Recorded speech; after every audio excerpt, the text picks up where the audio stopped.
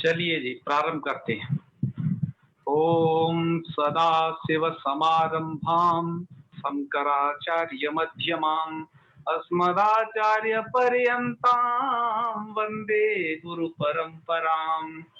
वाक्यकारं वररुचिं भाष्यकारं पतञ्जलिं पाणिनिं सूत्रकारं च प्रणतोऽस्मि मुनित्रयम्।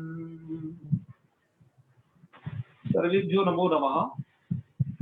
अद्य वयं विसर्गसन्धौ ओकारस्य प्रयोगः कुत्र कुत्र भवति इति विषये विस्तरेण पठिष्यामः। विसर्गस्य ओकारः कदा भवति तस्य नियमः कः इत्यत्र प्रथमं सूत्रं वर्तते अतोरोरप्लुतादप्लुते इति सूत्रं। द्वितीयं सूत्रं वर्तते हसि च इति सूत्रम्। उभाभ्यामेव सूत्राभ्याम् इदं निश्चीयते यत् कुत्र उकारस्य प्रयोगः भवति। उसमें सबसे पहला जो अतोरोरप्लुतादप्लुते सूत्र है उस सूत्र का हमें अर्थ समझना है ना। तो वह अर्थ क्या है, वह क्या कहता है वो सूत्र कि अप्लुत अतः, है ना। क्या है यह? अप्लुतादतः। अप्लुतादतः मतलब अप्लुत आकार से परे। अत जब मैं कह रहा हूं तो अत मतलब तपरकरण, आप समझ चुके हो। तपरकरण मतलब ओनली ऑन ह्रस्व आकार, पर वो अप्लुत होना चाहिए अर्थात प्लुत नहीं होना चाहिए। ठीक है जी। चलिए, और उससे परे यदि रू हो, ध्यान दीजिए क्या हो, उससे परे रू मतलब रू वाला रेप, मतलब जिसको शुरू से रू कर दिया जाता है, तो ऐसा रू हो तो उसको क्या हो जाता है, रो रू मतलब रू है उसको ऊ हो जाता है, अर्थात शुरू से जो रू आप करते हैं उसके स्थान पर आपको केवल क्या उसको हटा करके ऊ कर देना है। अच्छा। पर कब? पर में क्या होना चाहिए? अप्लुते अति, अप्लुत आकार ही पर में होना चाहिए। जी ठीक है जी। यह कंडीशन है इसकी। तो आइए इसको देख लेते हैं। डायग्राम में आप देखिए, अप्लुत अत ये तो पूर्व में होना चाहिए। ठीक है, अप्लुत आकार से परे यदि रू का रेफ है, ये वाला रू देख रहे हो, रू का र है, ये किस कैसा रा है? रू का र। जी। सूत्र कैसी जगह लगता है? ये रू का र होना चाहिए। र दो तरीके का हो सकता है, एक तो स्वाभाविक रेफ हो सकता है जैसे पुनर, प्रातर, यहाँ पर इन शब्दों में अपना निजी रेफ है, अपना निजी उनके पास रा है, वो बना बनाया नहीं है, आर्टिफिशियल नहीं है। और यह जो आप प्रक्रिया करते हो कि पहले स लाते हो, स को आप सतज शुरू से रू करते हो, ये जो प्रक्रिया कर रहे हो पूरी, मतलब स को आपने रू बनाई। यह सूत्र स को जो रू बनाया जाता है उसके विषय में प्रवृत्त होगा। तो यहाँ पर जो र है इसका मतलब आप क्या समझिएगा कि रू वाला र। ठीक है जी। अर्थात जो सा के स्थान पर रू हुआ होगा वो वाला आर्टिफिशियल है, बनाया बना सूत्रों द्वारा बनाया हुआ। तो ऐसे रू के र को ऊ कर देना है। पर में क्या क्या होना चाहिए? पर में अप्लुत अ होना चाहिए। और हसीच सूत्र है, हसीच, इसको देख ध्यान में रखते हुए हमने ये भी लिख दिया, और हस भी परे होना चाहिए। तो ये संधि प्रवृत्त होगी। हसीच सूत्र क्या कहता है? देखिए, हसीच सूत्र में एक ही बात लिखी है बस, तथा।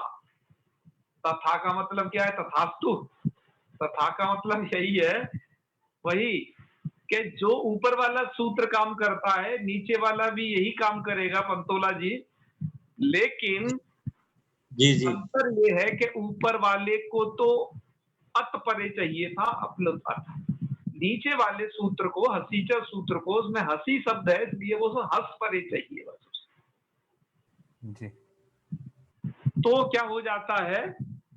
तो ये पूरा डायग्राम समझ लीजिएगा। अप्लुत आकार पूर्व में हो, अपलुत आकार या फिर हस प्रत्याहार का कोई वर्ण पर में हो तो र के स्थान पर, अर्थात जो रू का र, ध्यान रखिएगा, ऐसा साधारण वाला नहीं, रू वाला र, तो उसके स्थान पर आपको क्या कर देना है, ऊ कर देना है। तो आप कहोगे कि आप तो ऊ बता रहे हो और ऊपर हेडिंग लिखे हुए हो कि विसर्ग संधि ओकार, विसर्ग संधि में ओकार की स्थिति और बता दिया ऊ आपने।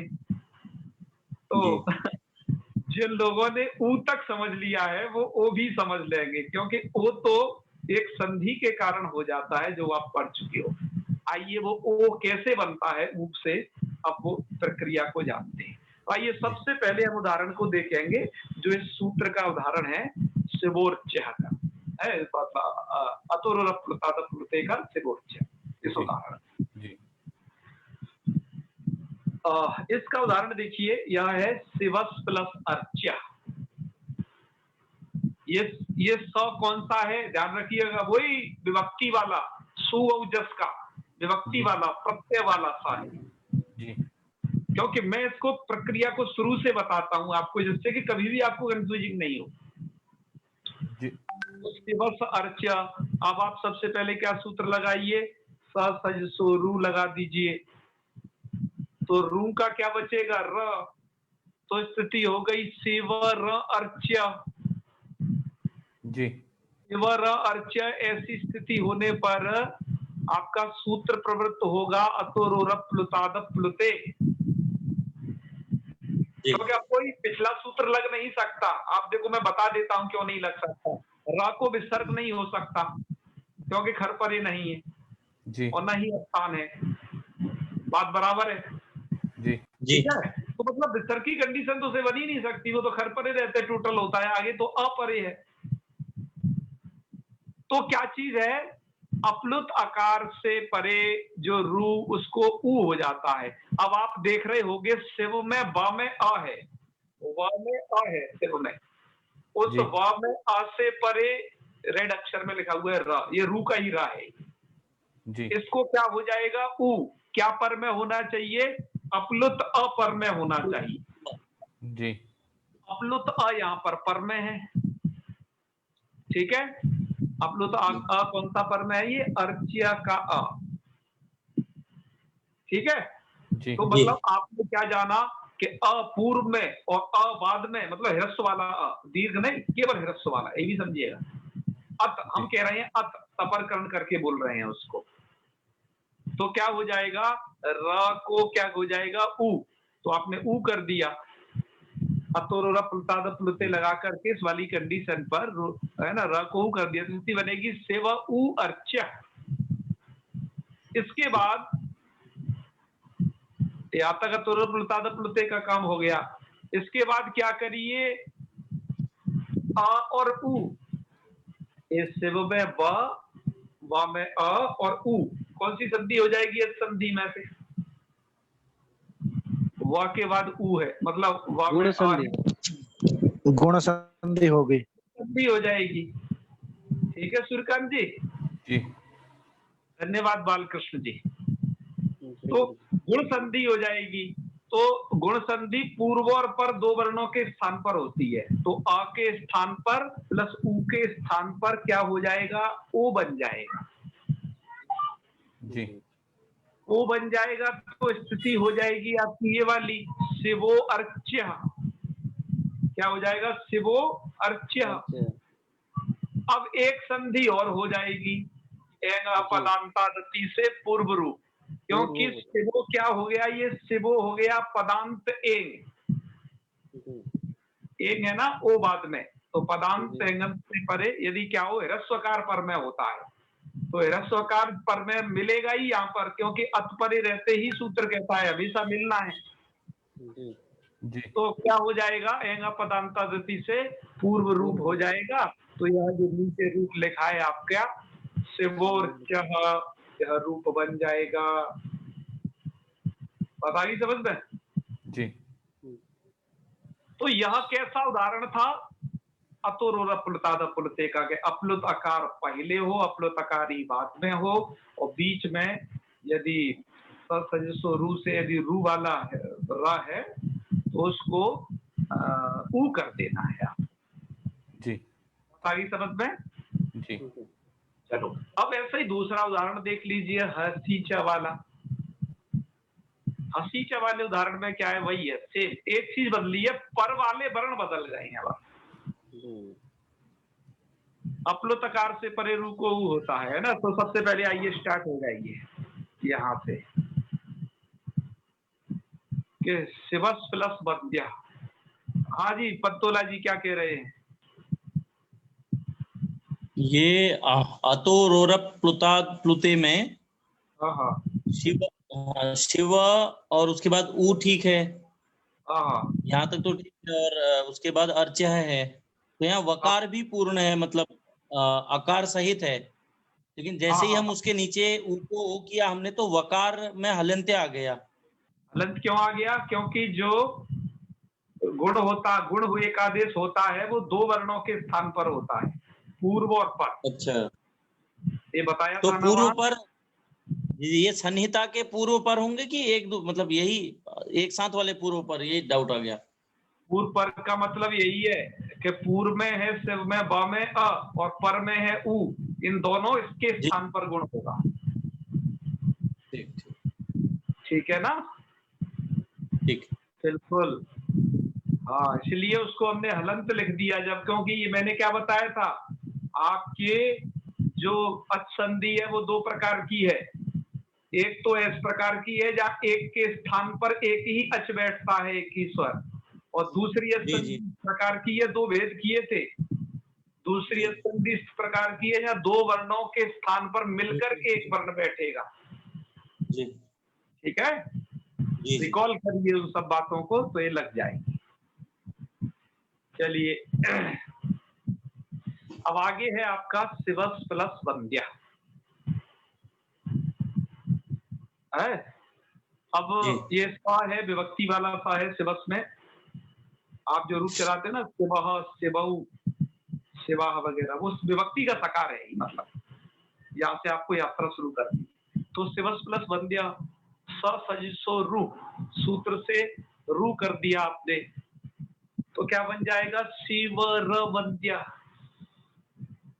अब आपको सूत्र लगाना है हसीचा। हसीचा क्या कहता है? अपलुत आकार से परे रू को ऊ, रो रूह स्यात्, रो रू मतलब रू को ऊ हो जाता है। तो जो भी ये रू को ऊ कर रहे हैं ना, तो इनका रू को मतलब है कि वो र को, क्योंकि अनुबंध हटा करके आपको काम करना होता है।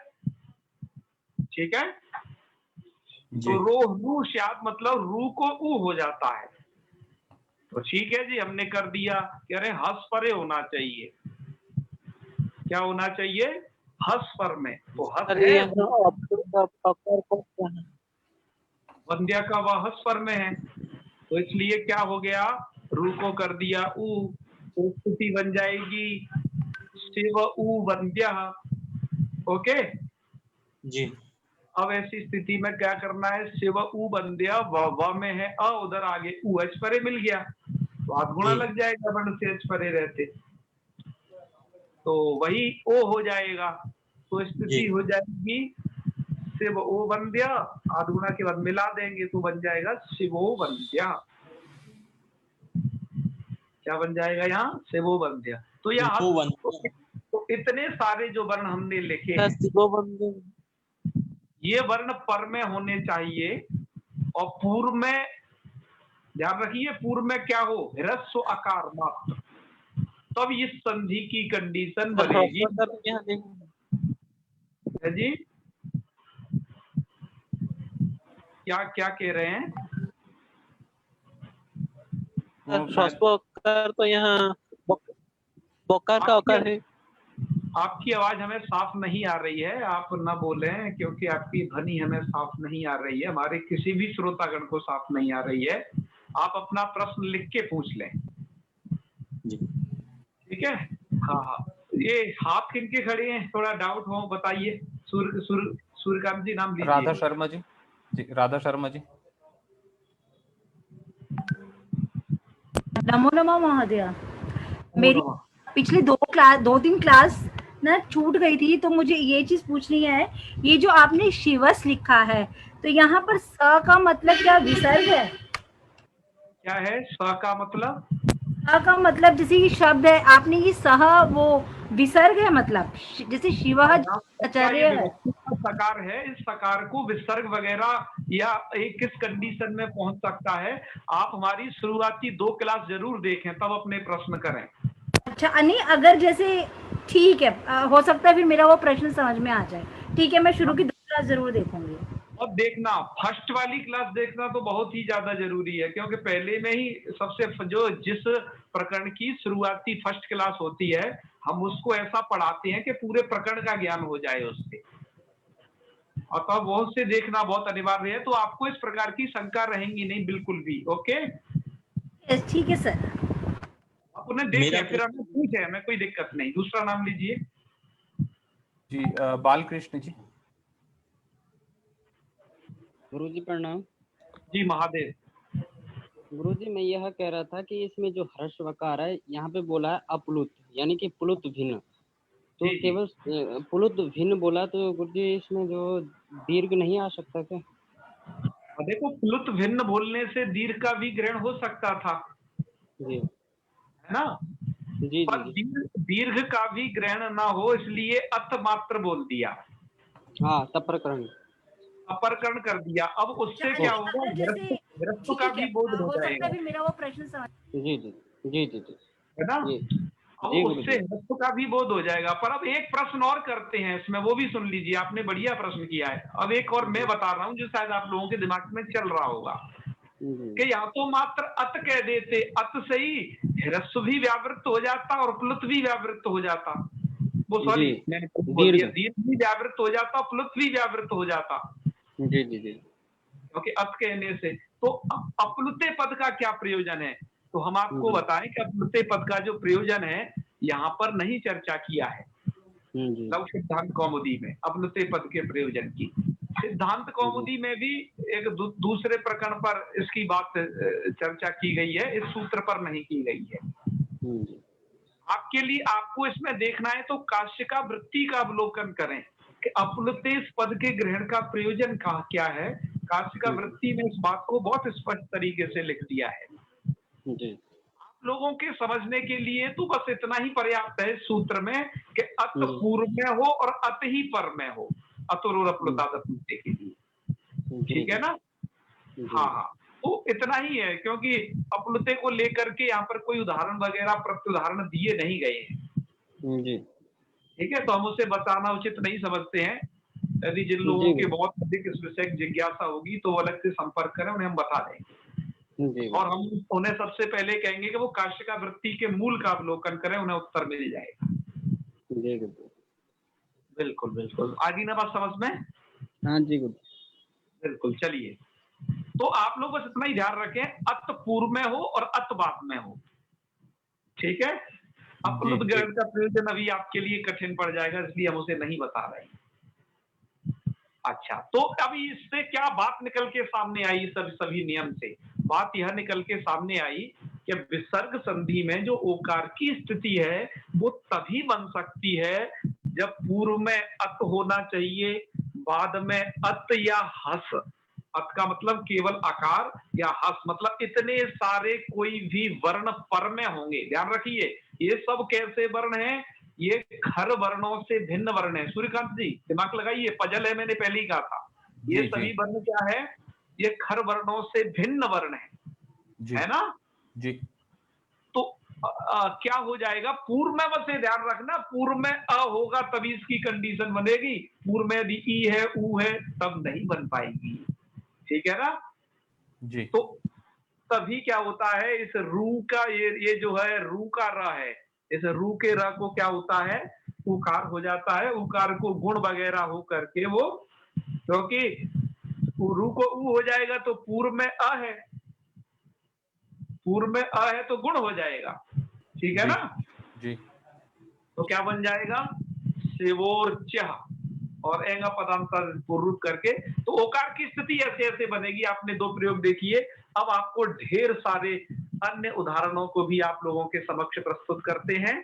आप उन्हें उनका भी अवलोकन करें, और इन उदाहरणों को देखने के बाद आपके दिमाग में से, ठीक है, यह मतलब कहाँ कहाँ क्या स्थिति बनती है ये आपको पता चल जाएगी, दिमाग में कोई आपके डाउट नहीं रहेगा। चल सबसे पहले तो देखिए आप जो है ये हमने उदाहरण प्रस्तुत किए हैं, ये अतोरोरप प्लुताद प्लुते वाली है, मतलब अप्लुत अपूर्व में है, अपूर्व में है और अत बाद में, मतलब हिरस्व अपूर्व हिरस्व अ बाद में, उसके ये उदाहरण है सबके सब। जैसे देखिए होना तो चाहिए बालह अत्र, क्योंकि आप लोग विसर्ग समझते हो ना, आप लोग जी। तो विसर्गों की कंडीशन को पहले समझते हैं, लेकिन हम आपको कहां से स्टार्ट कर रहे हैं, प्रक्रिया में स से स्टार्ट कर रहे हैं, मतलब बाल स अत्र, ऐसी शिवा स अर्च्य यहां से स्टार्ट किए थे ना। पर जो लोग उस प्रक्रिया को नहीं जानते हैं सूत्रात्मक तरीके से, वो लोग तो यही समझते हैं बालह है, और उनके लिए तो बस इतना ही बताना शॉर्टकट में पर्याप्त है, विसर्गों को ओ हो गया, विसर्गों को क्या हो गया, ओकार, बस इतना ही बताना है बस उनके लिए, तो ठीक है। जी जी। और कैसे होगा वो पूरी प्रक्रिया आप जान चुके हो, और अनाड़ियों को क्या बताना है, जो मतलब सूत्रात्मक पद्धति से नहीं जानते हैं वो तो यही समझते हैं कि विसर्गों को ये ओ हो गया है। अतः हमने इस प्रक्रिया को दोनों तरीके से कहा है, आधुनिक लोगों के हिसाब से भी और जो सूत्रात्मक पद्धति से पढ़ रहे हैं उनके लिए भी, ठीक है। तो देखिए बालो अत्र सह अपि सोपि पुरुषः अधुना पुरुषोधुना मानुषोद्य मानुषाद्य है शुद्धोहम छात्रोयम हस्तो अस्य रामोस्मि नूतनोभ्यागतः ग्रामोभ्यर्णः राज्योभिषेकः सोपवादः ततोन्यथा, ठीक है। समाचारोन्तिमः मोनुस्वारः ज्येष्ठोनुजः शांतो नलः वचनोनुनाशिका, आपने एक सूत्र पढ़ा था मुखनाथ का, वचनोनुनाशिका जी, और शुभोधोषी और न्यूनोषी, ठीक है। उदाहरण समझ गए सभी, ये अतुरोरप प्लुताद प्लुते के उदाहरण है जहां विसर्गों को ओ बनेगा। अब हम अगले उदाहरण वो प्रस्तुत कर रहे हैं हसीच वाले, कि वहां पर भी ओ बनेगा विसर्गों को, पर वो हंस के परे रहते बनेगा। क्या कह रहे हैं पंतोला जी, बदतु जी। मैं कह रहा था जो इसमें ये बालोत्र लगा ना, हाँ, जैसे बालोत्र में हमने ये अतोरोरप प्लुताद प्लुते लगाया, तो पूर्व रूप भी हो गया ये, इसलिए इसमें हमको अवग्रह भी दिख रहा है। अवग्रह भी दिख रहा है यहाँ पर, ये जरूर होगा इस संधि में, बिल्कुल। अच्छा, पूर्व में भी आ हो, पर में भी आ हो, ह्रस्व उभयत्र, ये इसकी कंडीशन है। तो इसमें तो पूर्व रूप भी, और बीच में फंस जाए विसर्ग तो ओ बना दो उसको। जी जी जी, लेकिन मैं कह रहा हूँ इसमें पूर्व रूप भी हो रहा है, लेकिन जो कंडीशन बनी है वो विसर्ग के कारण बनी है, इसलिए इसको हम विसर्ग संधि में मानेंगे, ऐसा? बिल्कुल बिल्कुल। जी जी, नहीं तो हम वो भी मान सकते थे, मैं ये कहना चाह रहा था, किंतु उसको हम नहीं मान सकते क्योंकि विसर्ग के कारण बना। बिल्कुल, यहाँ तो क्या क्या हो गया देखो, गुण भी हो गया। जी जी, आद गुणा हुआ जी। ये सब हुआ उसके कारण ही, जो है अतोरोरप प्लुताद प्लुते के कारण, जो विसर्ग संधि मतलब र के स्थान पर कुछ करता है, तो इसलिए यहाँ तो 3-4 का मिश्रण हो गया है। जी जी, तो हम मानेंगे उसी को, हाँ मानेंगे, ये उत्तु विधायक ही कहेंगे इसको हम। यस कहोगे संधि यही। तो आप इसे इसको तो आप बढ़िया से प्रयोग करते होगे, मुझे पता है, इसको तो आप कर लेते होगे खूब, लेकिन पता नहीं था। बिल्कुल, और अच्छे से करेंगे आप उसे, कोई बात नहीं है। मुझे आओ वाले में डाउट था भैया, जब हम लोग इसको पढ़ते थे, कुछ लेखन सीखते थे ना, अनुवाद, तो किसी ने बताया था कि जब व्यंजन वर्ण हो तो बिना देखे कर दिया करो, वो 2-4 जगह गलती होगी इतना चलेगा, लेकिन जहां अच तो वहां मत करना, ऐसा। लेकिन भी बता दे रहे हैं, व्यंजन वाली स्थिति जो हस प्रत्याहार के परे रहते आए, वो बनेगा, वो भी आप देखिए अभी करते हैं। एक बार प्रतिभा पांडे जी का प्रश्न ले लेते हैं। हाँ जी, बताइए जी। गुरुजी प्रणाम जी, हर हर महादेव। मैं ये पूछना चाह रही थी गुरुजी, ये हश जो प्रत्याहार है, क्या इन्हें मृदु व्यंजनानी भी कहते हैं? यस यस, आपने ये संस्कृत भारती वाली पुस्तक में पढ़ा है, ये मृदु व्यंजनानी के नाम से है। जी जी जी हाँ, बहुत क्या है? पहले पढ़ा था कभी।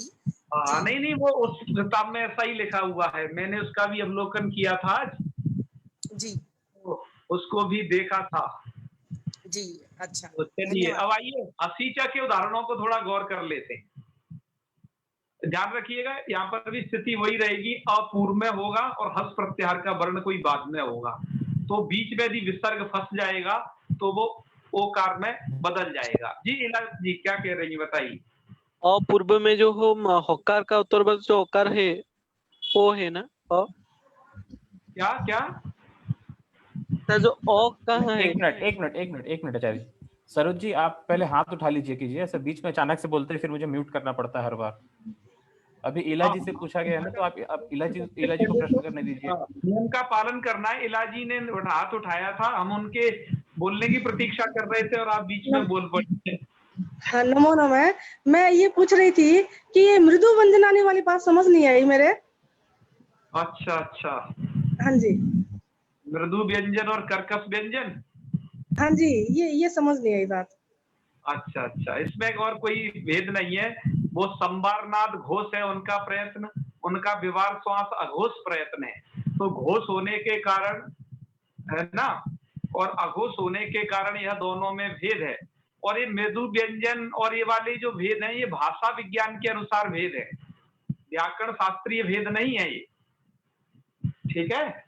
तो आप उसे हस और हर प्रत्याहार में बांट करके इसको देख लीजिए। तो एक है हस वाले मृदु व्यंजन और तब तो अन्यत्र जो बचे वो दूसरे प्रकार के व्यंजन है, ठीक है। जी जी जी, तीव्र व्यंजन भी कह सकते हैं। जी बिल्कुल। अब बताइए सरोज कुमार जी, अब आपका नंबर है। सर जो ओ है ना ये मुझको पता नहीं चलता है। जो होकार और उत्तरवर्ती ओ है जो ओ है ना अप्लुत अ। हाँ वही अत मतलब ह्रस्वकार, वही अपलुत। ओके सर हाँ, अब देखो क्या हुआ, अब आगे आगे के उदाहरणों का अवलोकन करें। ये पहला जो है हकार के परे रहते हैं। देखो राम हसती था, और रामा में म में अ है या नहीं है, पूर्व में अ है, राम प्रयोग होता है वैसे तो अकेला जब होता है तो, लेकिन यदि आगे हस प्रत्याहार का कोई वर्ण होगा, हैंड डाउन कर लीजिए सरोज जी, हाथ नीचे। यदि हस प्रत्याहार का कोई वर्ण होगा तो इसमें आप देख रहे होंगे हस प्रत्याहार के सभी वर्ण एक साथ लिख दिए हैं, आधे इधर और आधे इधर, सबका एक साथ उदाहरण प्रस्तुत कर दिया है, देख रहे हैं ना, एक साथ सबका उदाहरण। तो इसलिए हमने इसको स्क्रीनशॉट लिया हुआ है भैमी व्याख्या से, और हम इन व्याख्याकारों को क्या कहें, इनका जितना प्रशंसा करते हैं उतनी कम है। इतना सारी चीज लिख करके चले गए आप लोगों के लिए, पका पकाया रख करके, कि आप लोग तो बस उन्हें पढ़ लीजिए, हम इनके बहुत ऋणी हैं इस कार्य के लिए। तो यहाँ पर रामो हसती, यकार यदि देखो यकार है ना याति में, तो बालो याति, वंद्या तो आप समझ ही गए वो वंद्या, बालो रौती, यहाँ र पर में, और पूर्व में अ है सब में, ये ध्यान रखना सबसे, जैसे ओकार की कंडीशन के लिए पूर्व में क्या है अ, जैसे बालह बुधा, सब जगह वही अकारांत शब्द है वो सब। उसके बाद बुधो लिखती, अब इन्हें पढ़ते जाइए, यकार का कुछ नहीं बना तो एक क्या, बालो यकारम पश्यति, मूर्खो मुह्यति है, देखते जाइए सबको। कोणोपदेश धातु, कोणोपदेश धातु, को नमति ईश्वरम, झका वृक्षो झंझया पतिता, वृक्ष जो है झंझा से पतित हो गया। झंझा किसको कहते हैं कि जब पानी वाली, मतलब पानी और आंधी दोनों एक साथ आ जाए, तूफान है ना, तो ऐसी वृष्टि को झंझावात कहते हैं। जी वही। सूर्यो भाति नित्यमेव गगने तस्मै नमः कर्मणे, तो सूर्यो भाति है। और घ का ढ का थ का ये सब उदाहरण देख लीजिए। को बालः नरो गच्छति, ड और द का है नृपो दाच्छति। तो अब आपको क्या प्रयोग करना है, रामा गच्छति नहीं करना है कभी, रामो गच्छति करिए। क्यों जी, नरो गच्छति है ना जैसे। जी जी हाँ, बालको हंसी में गच्छति। हंसी में ठीक ठीक तो पूर्व अभी में क्लियर हो गया ना आपको एकदम। जी जी तो मैं समझता हूँ कि आपको ये संधि एकदम क्लियर हो गई होगी। बहुत बहुत चलिए, और यदि आपके कोई प्रश्न है बताइए, फिर हम आगे बढ़ रहे हैं अगली संधि में फटाफट से। राधा शर्मा जी। हम लोगों ने ना स्कूल में हम इसको ऐसे पढ़ते हैं कि यदि किसी शब्द से पहले अ विसर्ग हो और बाद में किसी भी वर्ग का तीसरा, चौथा, पांचवा वर्ण या फिर य, र, ल, व, ह में से कोई भी वर्ण होता है तो विसर्ग को उ और फिर उ का हम ओ बना देते हैं। बिल्कुल बिल्कुल वही बात है भाई, क्योंकि मैंने जो बताया हस प्रत्यार में वही वर्ण आते हैं, वर्ग के पंचम, वर्ग के तृतीय चतुर्थ और जी और अंतस्थ और हा। जी ठीक है ना, वही बात है। जो मतलब इस व्याकरण के प्रत्यारों को नहीं जानता उसे वैसे ही बताना पड़ेगा, पर जो प्रत्यार को जानता है उसके लिए अभी जो डायग्राम प्रस्तुत किया था बस उतने से ही काम चल जाएगा। चलिए जी बहुत जी ललित भैया। हाँ चल भैया भैया मेरा प्रश्न था रौती कहाँ, जैसे रोदिति बनता है, रौती कहाँ बनता है? रोने के अर्थ में है शायद, लेकिन ये भी रू शब्द धातु है। अच्छा अच्छा, इसके रूप हाँ। ध्यान है आपको, मतलब कुछ जैसे लट लगा हाँ, खूब कैसे? खूब खूब ध्यान है जो है। एक मैं आपको इसका एक पद्य सुना रहा हूँ। अभिराज अच्छा। राजेंद्र मिश्र जी साहित्य के बहुत बड़े विद्वान हैं, कवि हैं। उन्होंने जी, एक जानता गीतिका बनाई है, कजरी, मतलब जो सावन में गाई जाती है, वो सुनिए। अच्छा उन्होंने अच्छा, कजरी है। प्रयोग किया है। हाँ, कजरी एक विधा है गाने की।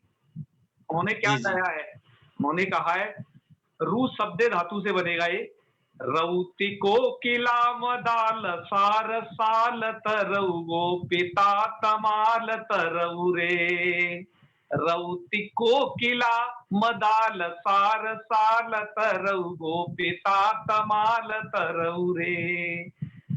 क्षणे पल्लवम निपीय, क्षणे पल्लवम निलीय मंजरी रसम निपीय, क्षणे पल्लवम निलीय मंजरी रसम निपीय।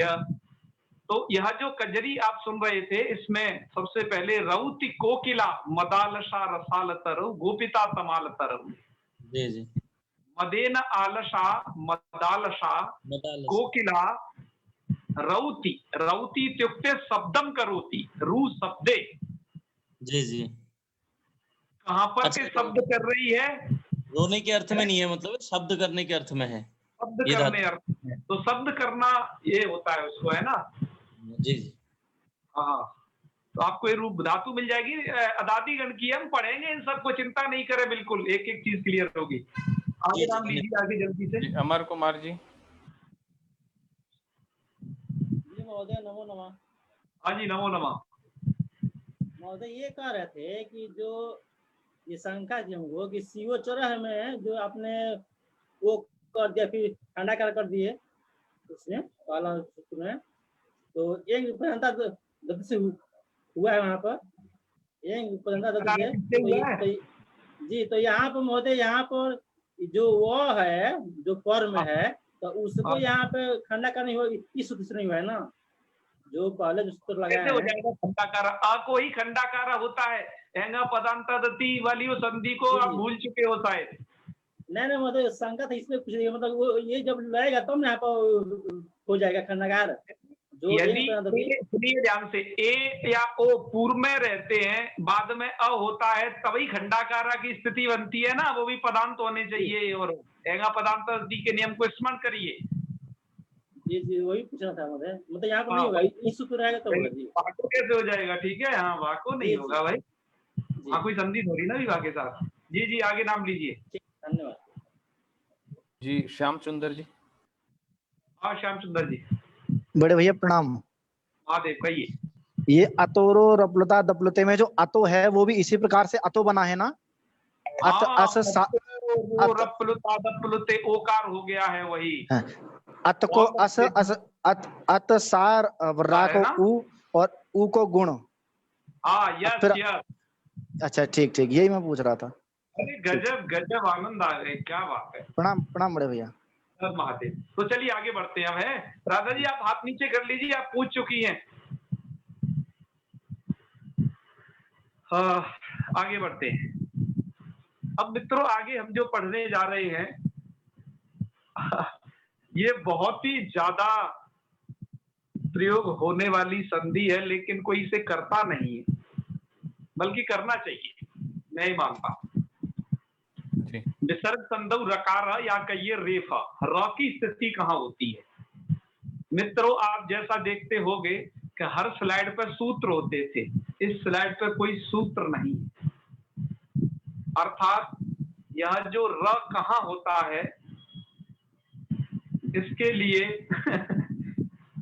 आपको बचे कुचे नियम समझने होंगे। बस जो आप पढ़ चुके हो ना, वो बचे कुचे नियम समझ जाओगे तो ये र की स्थिति समझना।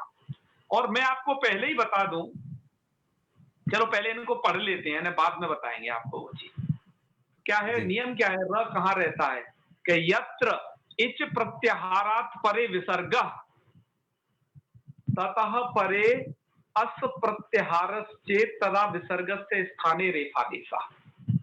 इसका मतलब क्या हुआ कि जहां पर इच प्रत्याहार से परे विसर्ग होगा, इच प्रत्याहार से परे विसर्ग, ध्यान रखिए मैं क्या कह रहा हूं जी। आकार को छोड़ करके सभी स्वर इच प्रत्याहार में आ जाते हैं। इच से परे यदि विसर्ग होगा और उससे परे क्या होगा? अस। क्या होगा उसको परे? अस। तो विसर्ग के स्थान पर रेफादेश कर दीजिएगा।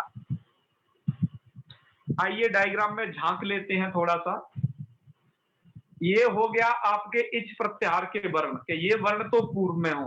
देखो पूर्व पर वाली बात चलने लग गई। मैंने जो आपको कल संकेत किया था कि विसर्ग संधि में पूर्व का भी महत्व है, पर का भी महत्व है, ठीक है, पर के वर्णों का भी। यदि पूर्व में ई उ री ली ए ओ ऐ औ या कोई वर्ण है और यदि पर में क्या है, ये अस प्रत्याहार जी है।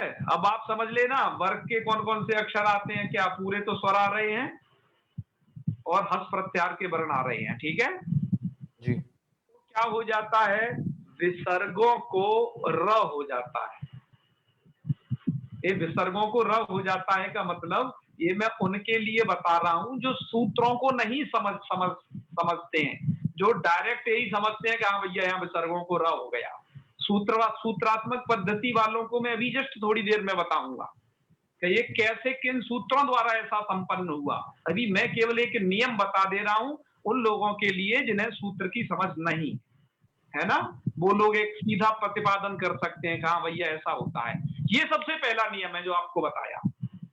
सबसे फर्स्ट नियम क्लियर, समझ गए जी। दूसरा नियम क्या है? यत्र अकारात परे, इसका मैं डायग्राम नहीं बनाया हूं पर वो भी आप समझ लेना कि यत्र अकारात परे। देखो यहां पर तो जो बात है इसमें अकार नहीं है जी, पूर्व में। अच्छा, मैं अब जो बात कर रहा हूं, क्योंकि अकारात परे मतलब पूर्व में अकार हो और बाद में क्या होना चाहिए? विसर्ग होना चाहिए। कौन सा विसर्ग? रजातः विसर्ग। मतलब यदि अकार से परे रजात विसर्ग है, आप कहोगे ये कौन सा आप विसर्ग बता रहे हो, रजात विसर्ग? तो उसको मैंने आगे कहा है कि रू इत्यस्मात् भिन्नो विसर्ग, रू से भिन्न विसर्ग। तो कहा कि ऐसा भी कुछ है क्या रू से भिन्न विसर्ग हो? तो मैं अभी आपको जस्ट इस पाठ को जब पढ़ाना आज स्टार्ट किया था तो मैं आपको बताया था कि आपके वैसे तो मैं आपको बता चुका हूं कि सजात विसर्ग, रजात विसर्ग, मजात विसर्ग और नजात विसर्ग जो 4 कैटेगरी हैं। सबसे पहले दिन जो आपको विसर्ग संधि पढ़ाई थी उसके डायग्राम में बताया था जी जी। तो सजात विसर्ग का तो यह मतलब होता है कि रू से उत्पन्न होना चाहिए वो विसर्ग, क्यों? एक प्रक्रिया है, रू से उसे रू होना जी। तब तो रू से उत्पन्न विसर्ग होगा। और जब मैं ये कह रहा हूं केवल रजात विसर्ग, रजात विसर्ग का मतलब होता है स्वाभाविक र हो जिन शब्दों में, जैसे मैंने बताया कि पुनर शब्द है, प्रातर शब्द है, आप जिसको प्रातः बोलते हो प्रातः काल, तो वहां प्रातर र है, वहां पर सु वाले स को मतलब रू से रू नहीं हुआ है, रू का र नहीं है, वो उसका अपना स्वाभाविक र है। प्रातर में, पुनर में, है ना, जैसे पुनः पुनः पठति, ऐसे स्थलों के लिए मैं बता रहा हूँ यहाँ पर। तो ये मैं जो बात कर रहा हूँ रजात विसर्ग, रजात विसर्ग का मतलब है रू से भिन्न विसर्ग यदि होगा, समझ आया जी जी। ततः परे, उससे परे यदि अस प्रत्याहार है, मतलब यही आगे की परे वाली स्थिति तो सेम है, परे वाली स्थिति तो सेम है। तो अब क्या हो जाएगा, तब ऐसी स्थिति में यदि रजात यदि विसर्ग है तब उसको भी क्या हो जाएगा, र हो जाएगा। मतलब विसर्ग को क्या कर देना है, आपको र कर देना है, ठीक है जी। हाँ। अच्छा, ये मैं ये नियम अलग से क्यों बताया, कि मैं अलग से इसलिए बता रहा है ये नियम कि यदि पूर्व में जहां अकार होता है, ठीक है जी और पर में यदि वो विसर्ग रू वाला यदि विसर्ग होगा तो वहां पर अभी आपका सूत्र लग जाएगा, अतोरो रप्लुता दप्लुतो, या फिर आगे हस परे होगा तो हसीचा लग जाएगा जी। तो इसलिए मैं से ये नियम इसलिए बताया आपको को दोनों ही वो जो सूत्र हैं वो रू के र को ही ऊ करते हैं। मैं क्या कहना हूं, फिर से सुनिए, वो दोनों सूत्र रू के र को ही ऊ करते हैं। अब आपको ध्यान देना है, रा में भी आपको भेद करना है कि वो रू का र है या फिर अपने शिशी शब्द का स्वाभाविक र है, जी ठीक है जी। तो यदि स्वाभाविक र है तो उसको क्या कर देना है, मतलब स्वाभाविक जहां रजात विसर्ग है ऐसा यदि विसर्ग हो और वो र से उत्पन्न विसर्ग हो तब उसको आप तब भी र कर सकते हो। इन दोनों के उदाहरण में प्रस्तुत करूंगा। मैंने यहाँ पर एक ये ततः परे का है, मैंने उपदमानी कर दिया है आप लोगों के लिए, ठीक है कि हम ऐसे अर्ध विसर्गों का प्रयोग करना चाहिए अपने लेखन में, ततः परे है अस प्रत्याहारश्चेत्, ऐसे प्रयोग करना चाहिए। आइए हमने अभी जो दोनों नियम पढ़े इनके उदाहरणों को देख लेते हैं तो आपको क्लियर होगा। इनके उदाहरणों को देखें ध्यान से, और आप अब पढ़ रहे हो पजल दिमाग अपना लगाना जरूर। तो इसके उदाहरण कहाँ चले गए, ये है, ठीक है। सबसे पहले तो ये वाला देखिए, हरिही प्लस अयम, पहले ई आ गई ना और बीच में विसर्ग फंस गया और बाद में अ है, तो क्या बन जाएगा, हरि रयम। ये वाली संधि नहीं करते हैं लोग, कान थोड़ा खड़े करें मैं जो क्या कह रहा हूं कि ये वाली संधि करने में किचकिचाते हैं अच्छे खासे विद्वान, वो तो विसर्ग लगा के ही छोड़ देते हैं। विसर्ग नहीं लगाना है, ध्यान से सुनिए। पूर्व में ई है और मैंने जो वर्ण वहां पर बताए थे डायग्राम को द्वारा से देख लेना और इसका भी स्क्रीनशॉट लेके रखना, मिलान करना, बार बार इनको देखना, क्योंकि आप विसर्ग संधि मैंने क्या बताया पूरा पजल है, ये गणित है। अब पूर्व में है ई और बाद में है अ, हरिरयम। श्री ही असौ तो श्री रसौ, गुरु उवाच, विसर्ग किसमें बदला, र में, तो गुरु रुवाच। ऐसे ही बधू ऐसा तो बधू रेसा, पूर्व में क्या है ऊ, बाद में क्या है ए, बीच में क्या है विसर्ग, तो र में बदलेगा। क्या क्या परे होना चाहिए, अस परे होना चाहिए, मैंने नियम आपको बता रखा है। अस प्रत्याहार को बस दिमाग में रखना है ना जी। ऐसे ही ये उदाहरण देखिए, संस्कृति ऐसा संस्कृति रेसा, वेरी गुड, सही है। हरि ही गच्छति, हरिर गच्छति। अब ध्यान रखिए ये ऐसा क्यों, र क्यों हो जा रहा है वहां पर। अच्छा, यहाँ र हरिर गच्छति में विसर्ग नहीं मतलब विसर्ग नहीं रह सकता है, ठीक है ना, वो र में ही बदलेगा जी। नित्य ऋषि घटयति, ऋषिर घटयति इत्यादि ऐसे बनेंगे। और नीचे कुछ देखिए टिप्पणी में दिए हैं जहां पर उकार है, मातुरर्चा, मातुहु अर्चा ऐसा था, तो मातुरर्चा। रवे हे उदय तो रवे हृदय, देवहि रुक्तम प्रभोरादेश, गौरयम, गौरयम का मतलब है गौहु अयम, यहाँ पर पूर्व में है औ और बाद में है अयम का अ, तो अस्परे होना चाहिए। और पूर्व में क्या होना चाहिए? इच। मैंने इच प्रत्याहार आपको बताया, मतलब आकार को छोड़ करके बाकी के सभी स्वरवर्ण पूर्व में होने चाहिए। और इन्होंने सही पकड़ा है, रोरप प्लुता, अतो रोरप प्लुताद प्लुते जो सूत्र है ना, श्याम सुंदर जी ने लिख के भेज दिया है, वही है। अब आप पकड़ गए, नस नस खोल दोगे आप संधि की। अब जी प्रणाम भैया। हाँ, बहुत अच्छे। अब यथा देखिए, और भी देखिए, बहिर्गकार गुरुर जयति प्रभुतैर झंकारई कतिपयैर गकारई नवीनैर डमरुभि गौर ढौकते। और भैया पढ़ लेना आप, ये हरेर दर्शनम निर्धना है ना, नी धना निर्धना, दुर्नीति दुर्नीति, निर्बंधा, निर्भया, और मुहु प्लस मुहु, ये मोस अव्यय है, मुहुस नाम का ये, तो इसको क्या बन गया? मुहुर्मुहु। पुनः पुनः भी ऐसे विष्णु लीयते विष्णुर लीयते, वायु वाति वायुर्वाति, प्रभु हसति प्रभु हसति। इन सबको दिमाग में रखना भैया, समझे?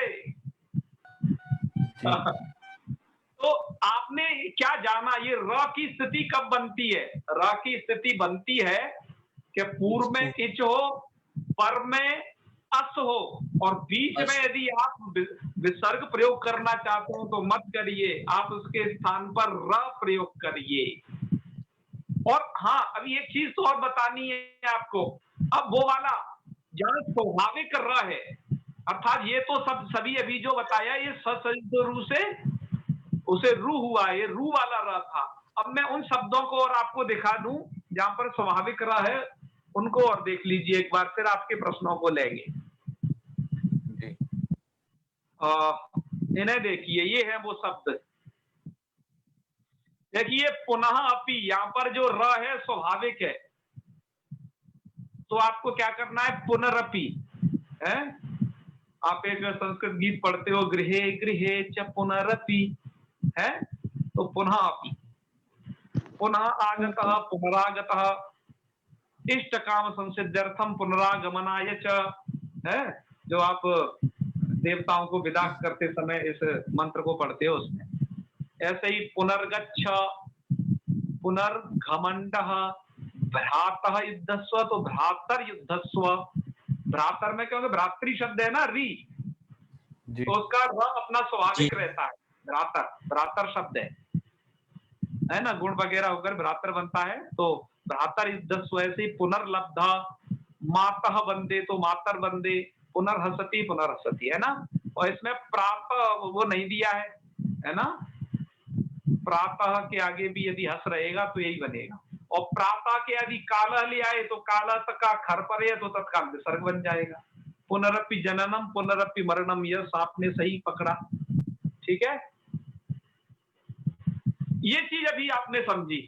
अच्छा, अब लोगों को मैंने कहा था ना, ये उन लोगों के लिए मैंने बताया है कि जो सूत्रों की समझ उतनी नहीं रखते हैं प्रॉपर। अब सूत्र वाले लोग समझिए क्या है, सूत्र वाले लोग समझे। सूर्यकांत जी, दरअसल ये र कैसे हो जाता है, मैं आपको इसकी सही प्रक्रिया करके बताता हूँ जी। है जी। तो एक उदाहरण मुझे बता दीजिए। आपने भी तो बहुत सारे उदाहरण देखे थे, क्या क्या ले लें? देखिए, हरे गच्छति ले लेते हैं। हरि स गच्छति, पूरी प्रक्रिया को देखना तब कहना, ठीक है जी। हम ये जानते हैं विभक्ति का स है जो शुरुआत में कंडीशन रहती है। इस स को सबसे पहले आपको क्या करना है? स सजो रू से रू करना है, तो करिए जी। रू का क्या बचेगा? र। स्थिति बन जाएगी हरि र गच्छति। ओके जी। चलिए, प्रयोग बन चुका है। अब मैं आपसे पूछता हूँ सूर्यकांत जी, जी, क्या यह खरवसाने और विसर्जनीय लग सकता है? मतलब इसको विसर्ग बना सकता है क्या वो र को? जी खर वाला तो खर तो नहीं है सर वो। हाँ यस, जो ग है वो खर प्रत्यार परे नहीं है, तो इसका मतलब ये विसर्ग बन नहीं सकता, और जब विसर्ग नहीं बन सकता तो ना तो विसर्जनीय से सा लगना है, और बांसुरी वगैरह की तो बात ही छोड़ दो जी। इस र को कुछ भी नहीं हो सकता है। एक बार और सोच लें, अतोर और पुलताद पुलते भी जो पढ़े हो हसीच, वो सूत्र यहाँ लग सकते हैं क्या? नहीं, अ के पर में नहीं है वो। आ चाहिए, इसका मतलब कोई सूत्र लग नहीं सकता स सज सो रू के सिवाय, इसलिए केवल क्या हो जाएगा, र रह जाएगा, और र को यथावत मिला दीजिए, आगे कोई काम नहीं करना आपको, सिर्फ एक ही सूत्र लगाना है, स सज सो रू। तो क्या बन जाएगा, र गा के ऊपर चढ़ जाएगा, तो हरिर गच्छति। जी क्या समझे? जी ये र क्यों रह जाता है, उसका यही कारण होता है कि कोई सूत्र लग नहीं सकता, और हमें उन लोगों को क्या बताना पड़ता है कि पूर्व में इच हो, बीच में विसर्ग हो। वस्तुतः विसर्ग की स्थिति तो आनी ही नहीं है, आप लोग उसे सोचेंगे तो बीच में विसर्ग हो और बाद में अस प्रत्यार हो, तो वो र रह जाता है ना? तो बात आई ना समझ में? और विसर्ग की, जी मैं कह रहा था विसर्ग की स्थिति केवल तभी आएगी जब हरिस पद अकेले लेंगे हम, गच्छति उधर ऐसा कुछ होगा नहीं लेंगे सब। अब दरअसल क्या है कि जब लोग बोलते हैं ना, तो बोलते समय वो आगे ध्यान नहीं रखते कि आगे कौन सा वर्ण है, तो वो विसर्ग तो पहले ऑटोमेटिक बोल लेते हैं, उसके बाद अगले पद को उच्चारण करते हैं। जी ठीक है ना? तो इसमें अच्छा, और जहां पर स्वाभाविक रेफ है, स्वाभाविक जहां रेफ है वहां तो क्या करना है, वहां तो सर्जिसो रू भी नहीं लगाना, जैसे पुनर्गच्छति, ध्यान दीजिए, क्योंकि वहां तो र ऑलरेडी बना बनाया हुआ है, उस र को ना तो विसर्ग हो सकता है, गच्छति का ग खर पर में नहीं है, पुनर्गच्छति या फिर पुनरागच्छति है ना, तो वहां पर तो र को सीधा मिला दीजिए आगे वाले वर्ण में, अच है तो मिला दीजिए और हल है तो ऊपर चढ़ा दीजिए, बस यही होता है संधि में। तो आप इसे समझ गए ना? जी। इस र जो कहां होता है इसके लिए कोई सूत्र नहीं है, बल्कि सूत्रों से जो बच गया सबसे सब नियमों से बच गया तो केवल र रह गया। क्यों जी?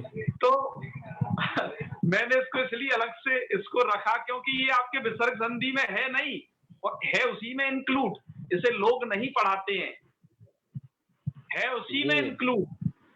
ठीक है जी। तो आज हमने ये दो बहुत महत्वपूर्ण नियम पढ़े हैं मित्रों, जिसमें एक ओकार कहाँ होता है, ओकार की स्थिति, और एक ये र कहाँ होता है उसकी स्थिति। मैं पूर्ण विश्वास के साथ कह सकता हूं कि आप इन नियम को समझ गए होंगे और अपने अपने शास्त्रों में अब इसको ढूंढेंगे तो आपको अब ये मिलेगा खूब धुआंधार। अब आपके वो दिव्य दृष्टि प्रदान हो चुकी है जो भगवान कृष्ण ने अर्जुन को दे दी थी, उसे सब कुछ दिखाई देने लग गया था। ऐसे ही अपने शास्त्रों में अब आप खोजेंगे तो संधियां आपके सामने हाथ जोड़ के खड़ी होंगी, आप तुरंत पहचान लोगे कि हाँ यह है।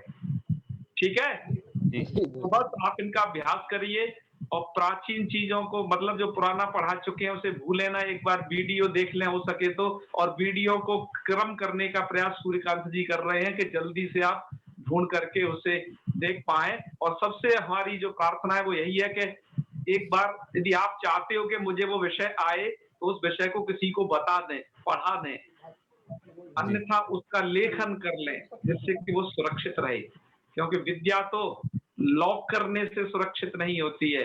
यह तो कैसा धन है, व्यय कृते वर्धत एव नित्यम, विद्या धनम सर्वधनम प्रदान। मुझे लगता है दो लोगों के कुछ डाउट हैं, डाउट ले लेते हैं। डाउट अवश्य होंगे शायद आप लोगों के हैं, कोई बात नहीं, आप बताइए।